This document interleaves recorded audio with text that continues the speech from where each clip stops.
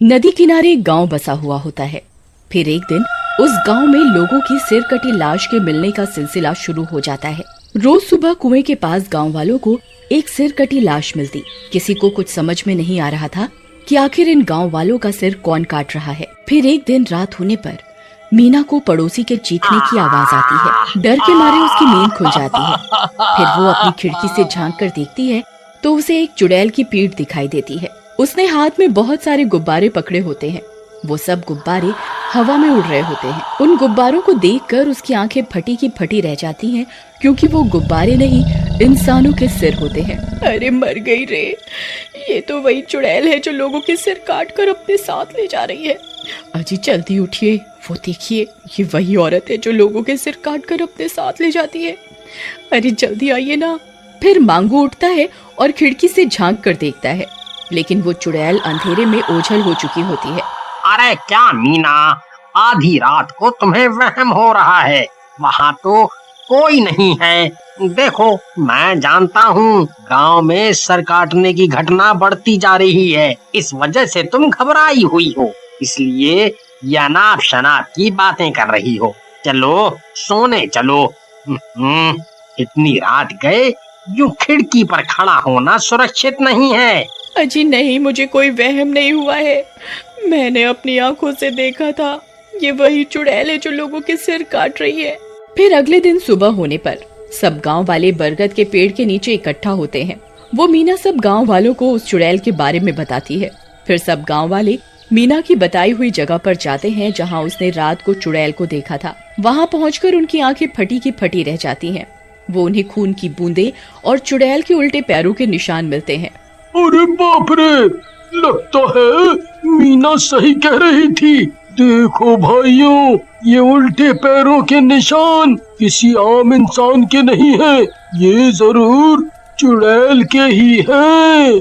देखो भाइयों, ये बात तो पक्की है कि हमारे गांव पर अब एक चुड़ैल का साया है।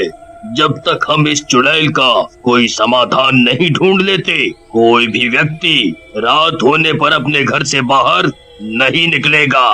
फिर सब गांव वाले अपने अपने घर की ओर चले जाते हैं। फिर रात होने पर एक शराबी अपने घर के बाहर खटिया डालकर शराब पी रहा होता है। जरा सा झूम लूं मैं, अरे नरे नरे ना, तुझे चूम लूं मैं, अरे नरे नरे ना। आज तो मजा ही मजा आ रहा है। क्या ठंडी ठंडी हवा चल रही है। अरे नास मीटे, घर के अंदर बैठकर पी ले। भूल गया क्या सुबह सरपंच जी ने क्या कहा था? गांव में सिर काटने वाली चुड़ैल घूम रही है। रात बहुत हो गई है, कहीं वो आ गई तो तुम्हारी शामत आ जाएगी। अरे चल भाग्या से, मेरा सारा नशा ही उतार दिया। मैं किसी चुड़ैल वुड़ैल से नहीं डरता।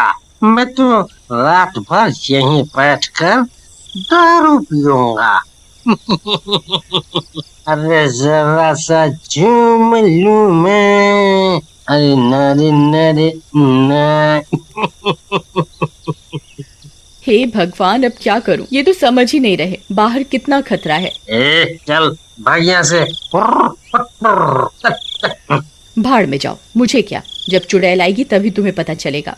फिर इतना बोलकर सीमा घर के अंदर चली जाती है और घर का दरवाजा अंदर से बंद कर लेती है। चमन वहीं बैठकर अपनी मस्ती में शराब पीने लगता है। थोड़ी सी जो पीली है, चोरी तो नहीं की है। नहीं। तभी अचानक से किसी के गुर्राने की आवाज आती है। आई मम्मी, ये किसकी आवाज है भाई? कौन है भाई? कौन मजाक कर रहा है? डराओ मत भाई, सामने आ जाओ।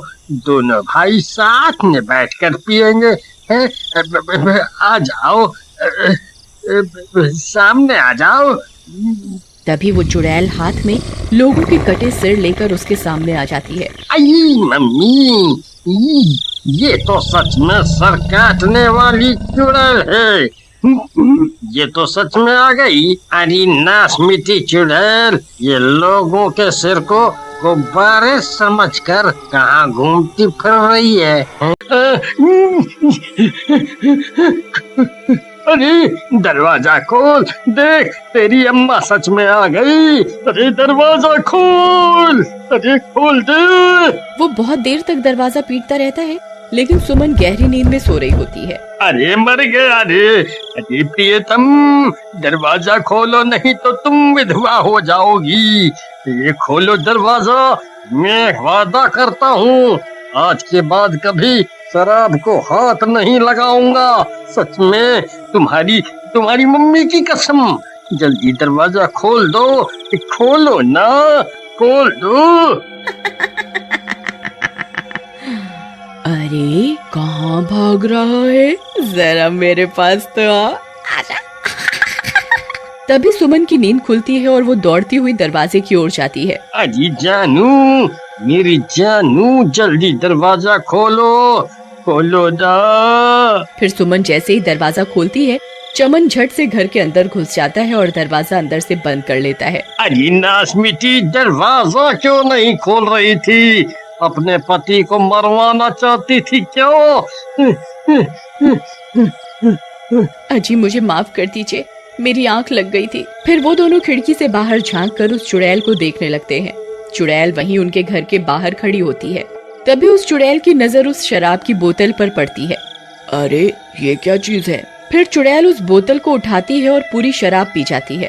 अरे नहीं, ये नासमिटी तो मेरी शराब की पूरी बोतल ही गटक गई। अरे वाह, ये तो बहुत बढ़िया थी, मजा आ गया। मैं कल फिर आऊंगी, मुझे ऐसी एक और बोतल चाहिए, नहीं तो मैं तेरा खून पी जाऊंगी, समझ गया तू? फिर इतना बोलकर चुड़ैल वहाँ से चली जाती है। बाल बाल बच गए आज तो, शुक्र है बला टली। अजी मुझे लगता है इस चुड़ैल को भी आपकी तरह शराब की लत लग गई है, अब ये रोज यहाँ आएगी। फिर सुबह होने पर सुमन और चमन सभी गांव वालों को रात की घटना के बारे में बताते हैं। ठीक है, आने दो चुड़ैल को। फिर रात होने पर चमन अपने घर के बाहर मेज पर एक शराब की बोतल रखकर घर के अंदर भाग जाता है और सब गांव वाले अपने अपने घर की खिड़कियों से छुप छुप कर उस चुड़ैल का इंतजार करने लगते हैं। तभी उन्हें अजीब अजीब सी आवाजें आने लगती हैं और कुछ ही देर में चुड़ैल वहां पहुंच जाती है। उस शराब की बोतल को देखकर वो खुश हो जाती है। अरे वाह, ये गांव वाला तो अपने वादे का पक्का निकला, चलो दावत हो जाए। फिर वो चुड़ैल उस बोतल को उठाती है और एक ही सांस में पूरी बोतल पी जाती है। अरे नहीं, कल तो इसका स्वाद बहुत बढ़िया था। तभी वो बोतल पीते ही चुड़ैल का शरीर अंदर से जलने लगता है, उसके कान और आंखों से आग निकलती है। अरे नहीं, ये मुझे क्या हो रहा है? अरे गांव वाले तेरा नाश मिटे, ये तूने मुझे क्या पिला दिया?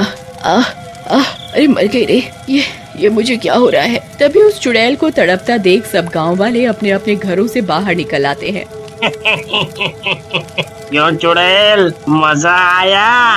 तूने ये क्या पिला दिया मुझे? मूर्ख चुड़ैल, इस बोतल में कोई शराब नहीं थी, बल्कि पवित्र गंगा जल था। अरे नहीं, ये मैंने क्या पी लिया?